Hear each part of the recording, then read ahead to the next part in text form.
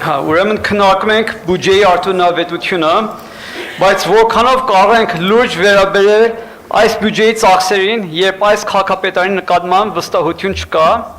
օրինակ, շինարարական ծախսերի վերաբերյալ մենք բոլորս լսել ենք Լիլան Արմ անունով շինարարական ընկերության մասին, որի ղեկավարը եղել է ՔՊ-ի ավագանի ցուցակում։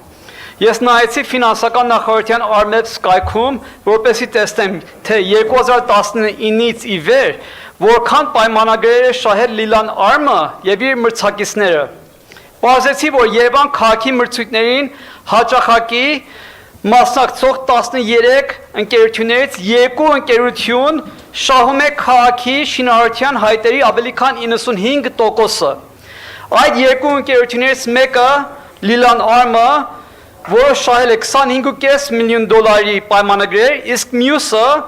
2021 թվականի փետրվարին ստեղծված Capital Shin Construction ընկերությունն է, որը շահել է $29 միլիոն պայմանագրեր։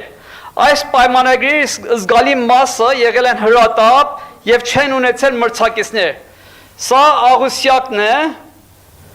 Capital Shin, Lilian Arm։ Մնացածները, օրինակ Olymp Shin, Edgar Shin, չգիտեմ, Kotak Shin, մնացածները մի քանի $100,000 են շահել։ Այս երկուսը հիմնականում շահում են քաղաքապետարանի հայտերը։ Իդեպ Լիլան Արմը 2000 թվականին է ստեղծվել եւ մինչեւ իշխանափոխությունը նա շահել էր ընդամենը $400,000 պետական պայմանագրեր, որտեղ կա մրցույթ եւ կա ՔՊ-ական մրցույթ։ Անընդհատ մրցույթների մասին է խոսում։ Սա է ձեր մրցույթի ձևը։ Խոսենք տասնյակ միլիոնավոր դոլարների արժողության շինթույլտությունների մասին, որոնք տեղ չեն գտնվում այս քաղաքի բյուջեում։ Մոտ 6 ամիս առաջ այս քաղաքապետարանը ընդունեց նոր գլխավոր հատակագիծ, որտեղ միտումնավոր շարունակեց դուրս թողնել գոտիավորման հստակ սահմանումներ նոր շենքերի բարձրությունը կարգավորելու համար։ Երևանը աշխարհի հազվադեպ քաղաքներից է, որտեղ շենքերի բարձրությունը թույլտվությունը տրվում է քաղաքապետի հայեցողությամբ։ Իսկ ինչու հայեցողությամբ եւ ոչ հստակ սահմանումներ նորմալ երկրների նման։ Պատասխանը դուք մտածեք։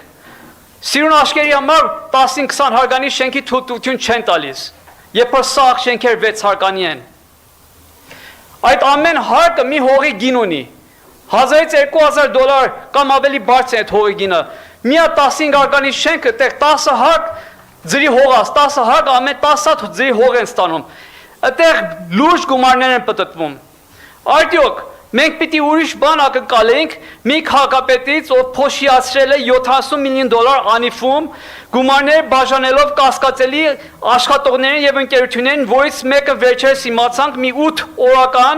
օֆշորում ստեղծված ընկերություն էր, որի տնօրենը պարոն Ավինյանի կնոջ ընկերուհին եւ գործընկերներ։ Այդ ընկերությունը ստացել $4.2 միլիոն եւ այժմ համարյա գոյություն չունի, ունի մեկ աշխատող։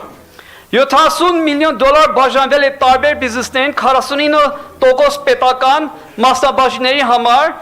իսկ գիտեք վերջին 5 տարիներում այդ 49%-ներից ինչքան շահութաբաժին է եկել պետբյուջե։ Ես նամակ ուղարկեցի ֆինանսների նախարարություն։ Ստացա պատասխան, վերջին 5 տարին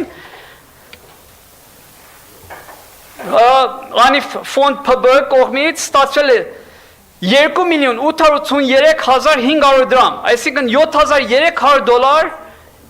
շահութաբաժին ենք ստացել, $70 միլիոն տվել ենք, $7,300 ստացել ենք։ Բա մեկ չի պարոն Փաշինյանը, խեղճ մարդու կոպեկ վերադարձում է, դուք ինչ եք անում ստեղ։ Կոպեկ է վերադարձում, օգնեք իրեն։ Կարող է պարոն Փաշինյանը այսքան միամիտ է, որ չգիտի ինչ է կատարում, թե կարող է նա կանաչ լույս է տվել այս թալանին։ Նախկինները դեռ չեն պատժվել, թալանը չի վերադարձվել, եւ հիմա ուզում եք հավատանք, որ հարյուրավոր միլիոնավոր դոլարների թալանը համակարգված չէ։ Ամփոփեք, պարոն Զարուհի։